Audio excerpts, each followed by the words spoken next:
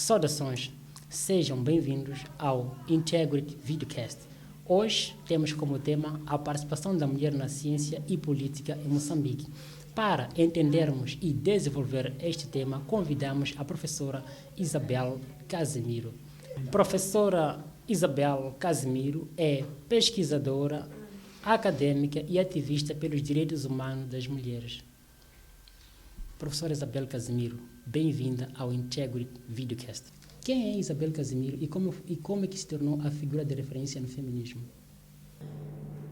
Nasci há 68 anos, na província de Nampula, numa pequena aldeia. O meu pai era médico dos caminhos de ferro e essa aldeia, Iapala, fica na linha dos caminhos de ferro que vai do Lumbo até Oniassa.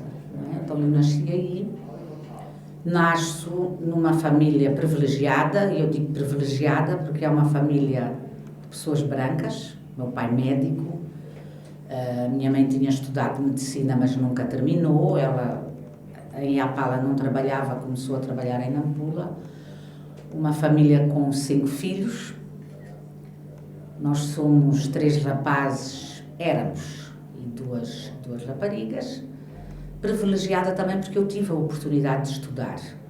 E privilegiada em terceiro lugar porque os meus pais sempre foram pessoas muito progressistas, que nos educavam para além daquilo que era a norma naqueles momentos.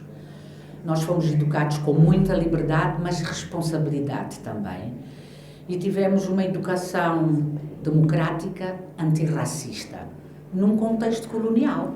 Eu nasci em 1955, portanto, num contexto colonial e em que a agressão vai aumentando, sobretudo depois que a Frelimo surge, em 1962, e inicia a luta armada. Mas ali em casa sempre houve muita liberdade de pensamento, mas com responsabilidade. E eu creio que isso me ajudou a criar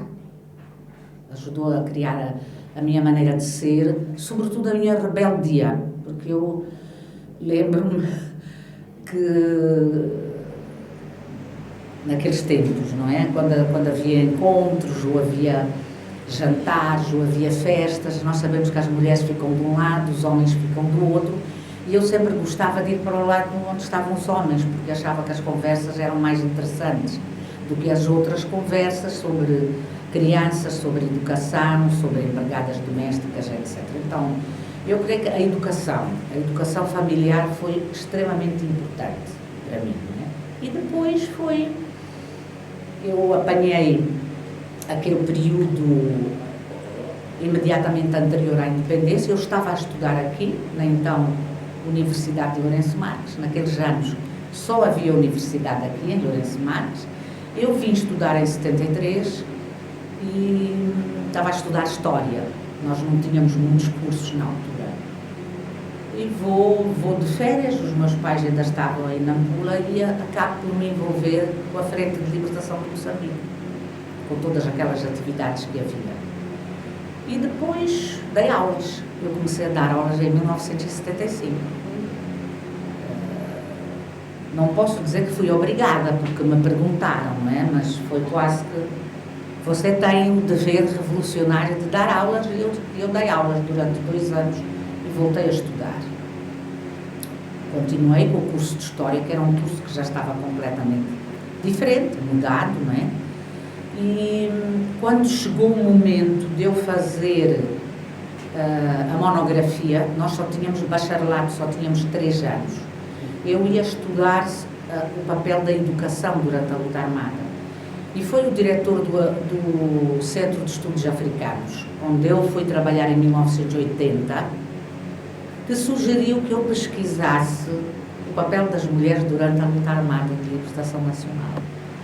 Então, eu posso dizer que foi um homem que me conduziu a estudar as mulheres, inicialmente durante a luta armada e depois, porque eu fiz esses estudos, não é? Eu estudei a participação da mulher na luta armada E depois, passado algum tempo, eu estava no Centro de Estudos Africanos, passado algum tempo eu fui fazer um curso a que se referiu, não é? Um curso sobre género e desenvolvimento no Institute of Development Studies da Universidade de Sussex. Em 86 foi a Terezinha da Silva, em 87 foi eu. E a partir daí, e com o apoio da Fundação Ford, nós criámos o Núcleo de Estudos da Mulher, o Centro de Estudos Africanos, que depois se transformou em Departamento de Estudos da Mulher e Género no ano 1990.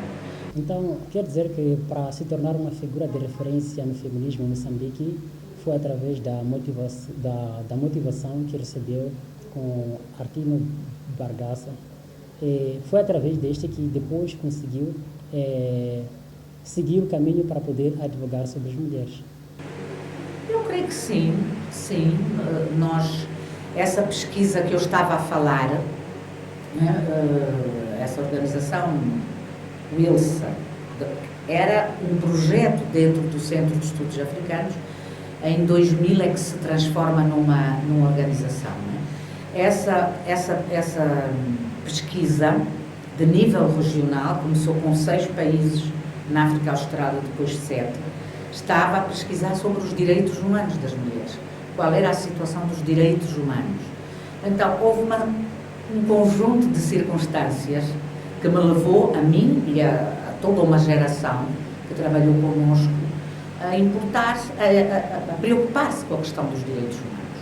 É preciso ver também que nós estávamos a ter as conferências das Nações Unidas, não é? Sobre a mulher. A primeira em 75, a segunda em 85, em Nairobi, portanto no continente africano, a outra em 95, então todas essas questões que estavam a acontecer no mundo e a análise da participação da mulher na luta armada em Moçambique, a minha monografia é sobre isso, não é? Que eu defendi em 86, tudo isso leva-me em conjunto, por exemplo, com a professora Ana Forte e outras pessoas que estavam a trabalhar sobre isso, a avançar. Nestas situações, de onde vinha a motivação, né, a força para continuar a lutar sobre os direitos humanos das mulheres? Há essa motivação que eu falei e depois o facto de nós sabermos que a mulher nem sempre tem direitos humanos, nem sempre exercita os seus direitos humanos. Nós acompanhámos uma série de situações que aconteciam com mulheres, por exemplo, que participavam nas atividades da Organização da Mulher Moçambicana, porque nós, até 1990, 88, 90, não é? Que é quando é aprovada a nova Constituição que aprova o multipartidarismo, nós tínhamos uma organização, não é? Tínhamos essas organizações democráticas de massas e tínhamos a Organização da Mulher Moçambicana, não é? Então, algumas das mulheres que participavam nas atividades da OMM e que participavam nas atividades da União Geral das Cooperativas, que eram cooperativistas, muitas vezes tinham problemas com os seus maridos. E eu lembro-me de uma dessas mulheres, em 1983, nós organizámos um grande seminário sobre o balanço dos primeiros anos da independência, só com aquelas organizações que existiam, instituições, não é? Como é que conseguiu estender a política e num período em que era quase difícil para uma sociedade que é machista ou patriarcal, em que as mulheres não tinham muito direito a tomar posições políticas? Como é que conseguiu estender a política e possível tornar-se e ainda deputada da Assembleia da República? Então, as mulheres não tinham praticamente direitos nenhuns. A maioria das mulheres, sobretudo as mulheres negras neste país, não tinham nenhum direitos. Passaram a ter, com a independência em 1975, o direito de votar e de ser votada. Eu lembro-me que na Assembleia Popular, porque nós tivemos a Assembleia Popular, era tudo popular, depois deixou de ser popular, era República Popular, Assembleia Popular, Tribunal Popular. Nós tínhamos cerca de 16% de mulheres na Assembleia Popular e 28% a nível local. Era mais a nível local e menos a nível central. Hoje, o que é que nós temos? Temos 42%, quase 43% a nível central, na Assembleia da República, e temos muito menos. Nem chega a 1/3 nos órgãos locais. Então, isso mostra que alguma coisa foi sendo feita aos poucos e poucos. Não é? Estamos a ver o que é que aconteceu na Assembleia Popular. Depois, eu entro quando? Eu entro na primeira multipartidária, de 95 a 99. E aí nós começamos, acho que éramos 28% de mulheres. Portanto, já podemos dizer que subimos de 16% para 28%, mas ao mesmo tempo, a nível local, nós não temos tantas mulheres. E é a situação que nós encontramos até hoje. O que significou para a professora Isabel passar por essa experiência? Eu creio que foi uma experiência importante, dolorosa por vezes, mas era o fim da guerra civil, da guerra de desestabilização. Tinha sido uma guerra terrível, de muita destruição, de muita morte, de muitas pessoas deslocadas nos países vizinhos. E poder participar numa primeira Assembleia da República multipartidária era uma experiência importante, com momentos quentes de muita tensão entre uns e outros, não é? Mas foi uma experiência muito importante, porque eu sempre tive, sabe, este sentido de servir. Eu considero que a minha missão é servir, não é ser servida por. Não é? E de todas as vezes que eu tive em atividades de direção, eu fui diretora adjunta do Centro de Estudos Africanos, depois do assassinato de Ruth First, que era a nossa diretora de investigação. Eu fui, portanto, em 82, 83, eu fui diretora do Centro de Estudos Africanos durante 5 anos. E eu sinto que eu devo servir, não é? Para mim, ser política é isso mesmo. E foi isso que eu sempre senti, sabe? Então, para mim foi importante estar lá. Mas houve momentos muito tensos, ligados com a disciplina partidária, uma pessoa ser obrigada a votar quando muitas vezes não está de acordo com aquilo que a gente tem que votar a favor, está a ver? Isso, por exemplo, aconteceu com a questão da participação da mulher no serviço militar obrigatório. Eu sou contra, até hoje sou contra. Eu acho que se eu quero participar, eu participo, mas eu não devo ser obrigada a participar, porque é uma estrutura patriarcal, hierarquizada e em que as mulheres sofrem muito mais violência, violação, etc. Mas foi uma experiência positiva, sobretudo em termos de ver as relações de poder nessa nova instituição que estava a surgir. A professora referenciou em algum momento que é casada e tem filhos. No âmbito da investigação, é uma prática que requer tempo e também tem muito desafio. Como é que consegue conciliar a investigação, o trabalho acadêmico e com a situação familiar? Não é fácil.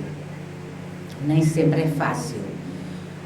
Primeiro, é preciso que a gente tenha alguém que não vai impedir o nosso sonho e as nossas atividades. E nesse aspecto, o meu marido nunca me impediu em nada de eu fazer aquilo que eu quisesse fazer.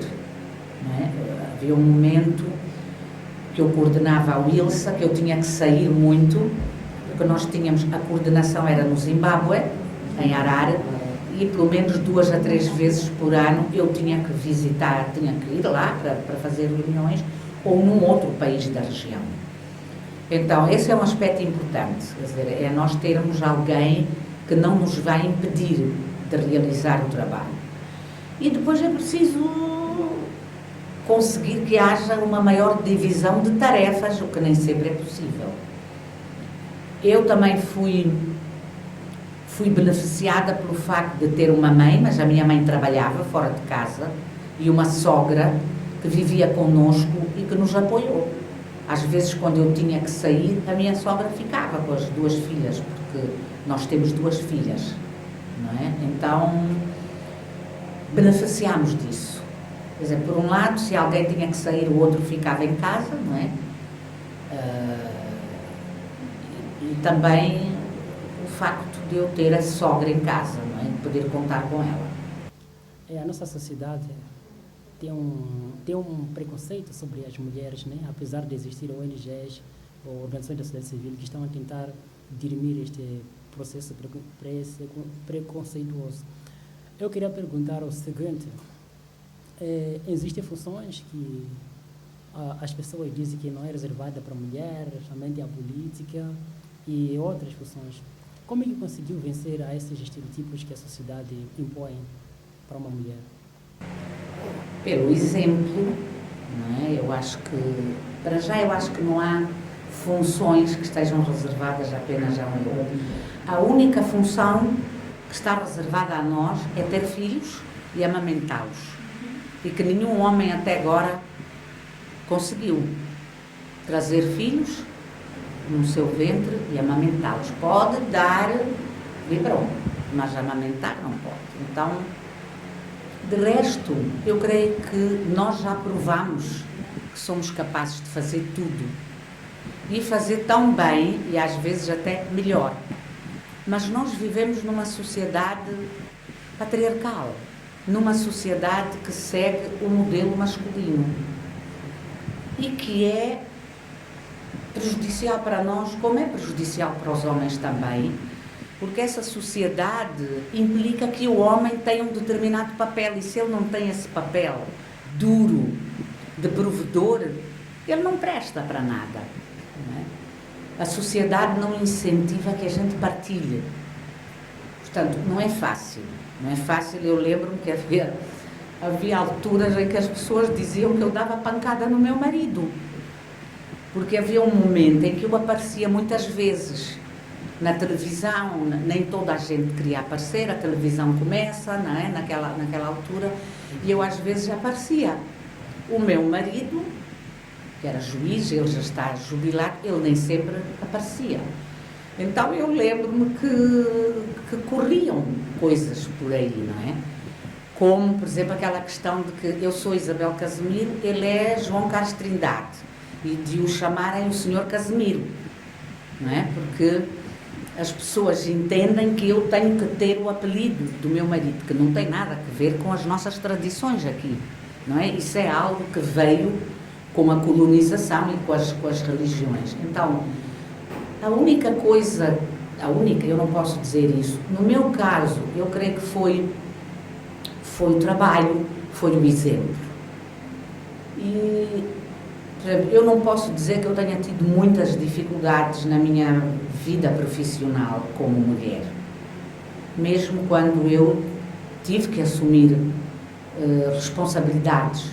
Não é? Eu fui reitora em Nampula, na altura chamava-se reitora, não é? Numa escola onde eu tinha estudado e onde eu estava a dirigir antigos professores meus. Foi uma coisa, sabe, essas tarefas revolucionárias são muito complicadas, não é? Uma pessoa é desafiada, não é? Então, eu creio que dirigir é saber escutar. E se eu souber praticar isto, que não é muito fácil, não é? Escutar e ter uma relação mais horizontal possível, mas sem deixar de assumir responsabilidades, não é? Eu creio que a gente consegue. Não é fácil sempre. Há momentos em que é difícil, em que não nos entendem, mas sabe, onde há algo que não funciona, para mim, é um desafio que deve ser ultrapassado, não é? Isso não me vai impedir de avançar.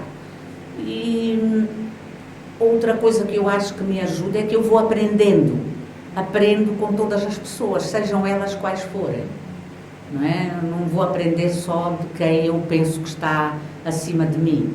Essa aprendizagem permanente, porque se eu sei escutar, eu devo também saber aprender. E creio que isso me ajudou e me tem ajudado na minha vida profissional e na minha vida do dia a dia também. Exatamente. A professora Isabel é uma excelente investigadora e com obra de destaque. Gostaria de saber, no contexto em que estamos, como que avalia a participação da mulher na investigação e na política? Esta é uma pergunta que vai ser respondida logo na segunda parte, depois do nosso intervalo.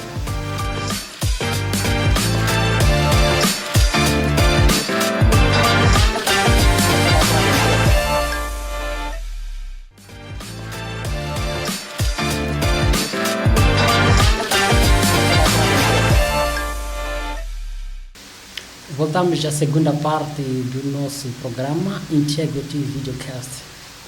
Professora Isabel, como havíamos adiantado na primeira parte do programa, eu dizia que é uma excelente investigadora e tem grande destaque em obras. Gostaria de saber como é que avalia hoje em dia a participação da mulher na investigação e na política. Então, política já falámos um bocado, não é? Mas falámos da Assembleia da República. Mas falámos da política formal. Se nós formos a falar a outros níveis, então nós podemos dizer que as mulheres estão presentes em tudo, não é? Que as mulheres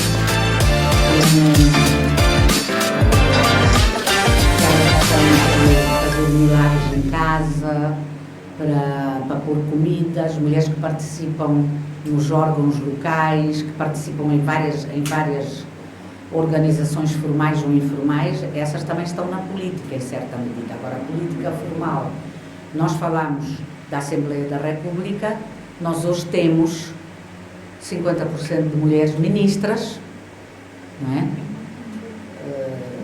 Nós temos os principais órgãos de soberania são dirigidos por mulheres.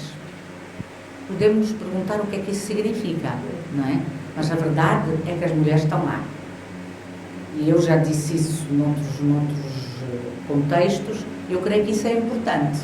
Significa um esforço para conseguir ter mulheres nesses órgãos. Nós temos mulheres secretárias de Estado, nós temos mulheres governadoras, temos mulheres administradoras.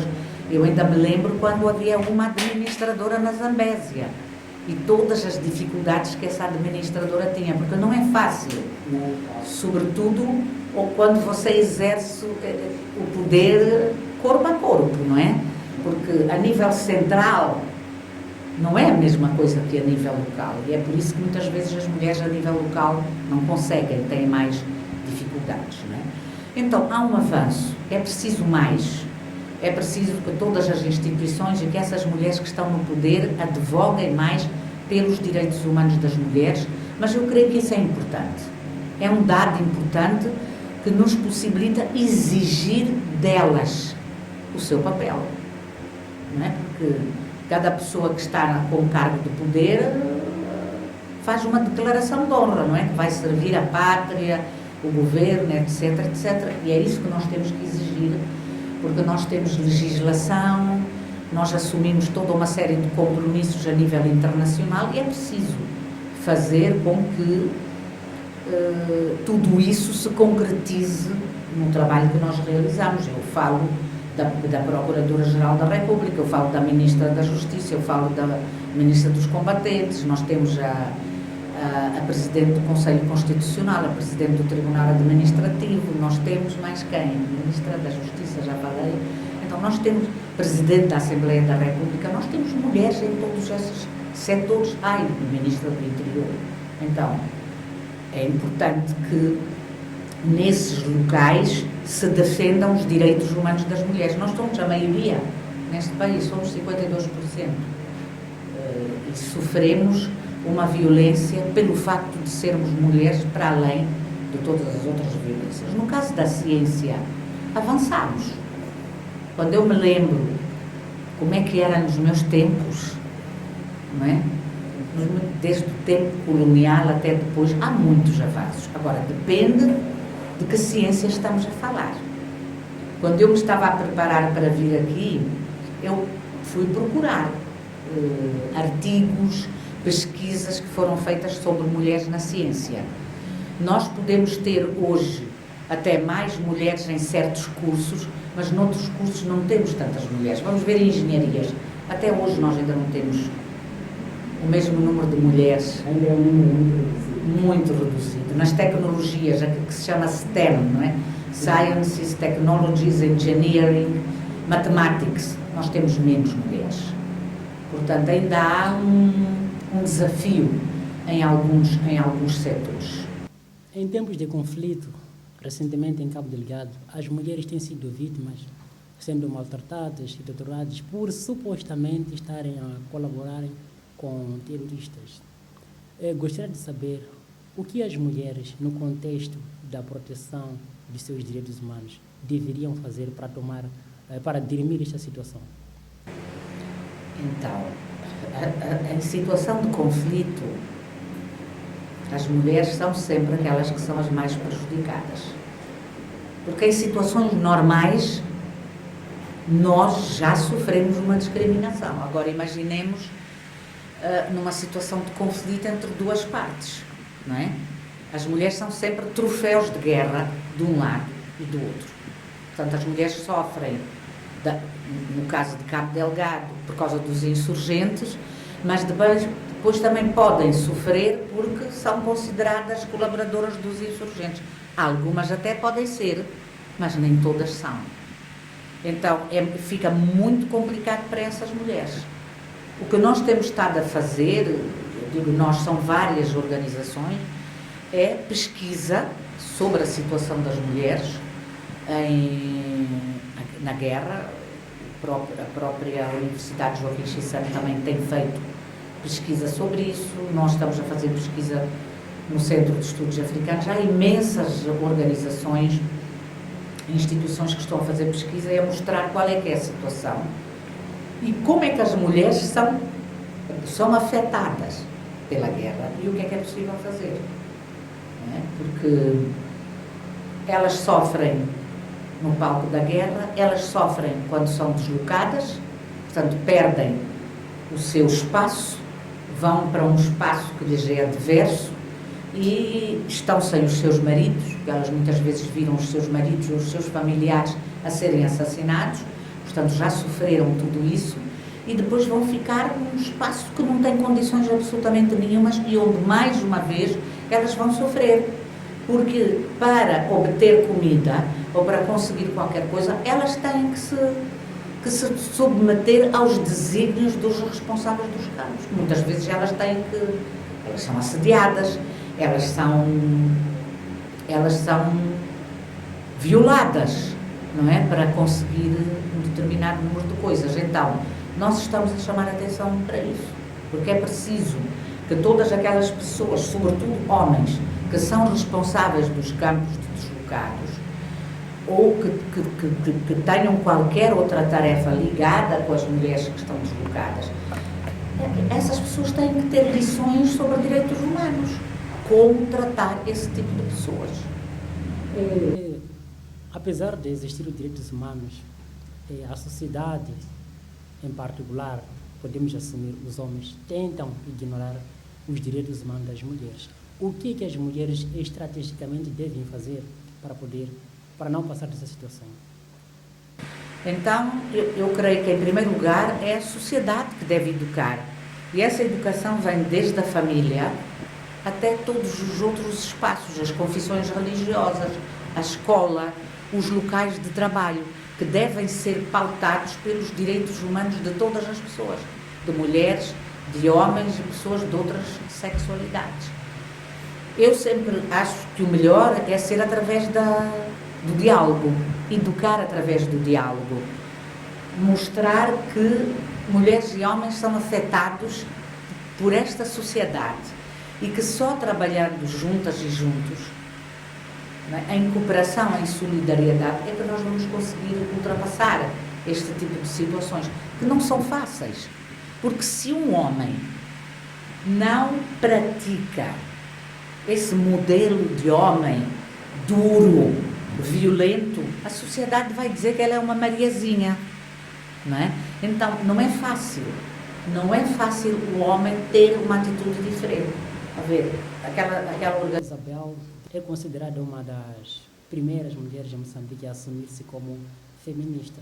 E naquela altura era muito difícil, era uma situação extremamente complicada para a sociedade entender. Pensava-se que ser feminista é guerrear contra o homem, ser anti-homem. Nesse contexto, como é que foi a sua relação com a comunidade ou com a família? Com a família não foi complicado, mas tanto no Centro de Estudos Africanos como na universidade nunca foi fácil. Eu lembro mesmo quando nós começámos a falar de género. A gente conhece a palavra género. Eu lembro-me até a minha mãe dizer, mas o que é que tu queres dizer com isso de género? Portanto, foi preciso ir aos poucos e poucos, porque nós não utilizávamos esse conceito. E com o feminismo aconteceu a mesma coisa. Ainda por cima, algumas de nós que se assumiam feministas são brancas. Portanto, se o feminismo já é algo que vem de fora, não é? Porque era assim que era entendido, e é divulgado por mulheres brancas, nós estamos a reproduzir essa ideia. O que é ser feminista? É ser pelos direitos humanos das mulheres, tendo em conta os contextos, tendo em conta essa pluridiversidade de mulheres que nós temos em situações diferentes. Ser feminista não é ser anti-homem. Não é isso. Há vários tipos de feminismo, mas nós não estamos a divulgar esse feminismo. É um feminismo que respeita as pessoas na sua maneira de ser, que respeita a opinião das pessoas. Então, está a ver, nós começámos a falar nos anos 90. Muito obrigado por ter acompanhado o programa num dia em que estivemos a falar sobre a participação da mulher na ciência e política em Moçambique. Não se esqueça de seguir as plataformas digitais do Media Lab.